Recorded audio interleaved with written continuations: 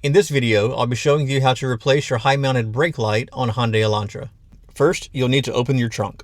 The trunk release button is on the driver floorboard by the door. Once the trunk is opened, we need to access the underside of the rear shelf. Look right up under here, directly beneath the back window lights. You'll see the wiring harness and the bulb socket sticking out. To get the socket out, just grab it and give it a firm quarter turn. It'll unlock and you'll be able to pull it down. To get the old bulb out of the socket, you just need to push it in slightly and twist it, and it'll come right out. We can also address a huge myth right here.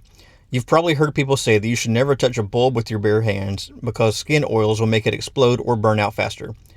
For high heat halogen headlight bulbs, yes, that's absolutely true. But for these low wattage incandescent bulbs, it's totally fine. Your bare fingers won't hurt it at all. Just push the new bulb into the socket, give it a twist clockwise, and it's locked in. You want to line up the tabs on the socket with the housing, push it back into place, and give it a quarter turn to lock it back down. And now to test it and see if it works. Just press the brake pedal down, and there it is, working perfectly. And that annoying dashboard warning is completely gone. And that's it. If you found this video helpful, hit the thumbs up button and subscribe for more videos like this.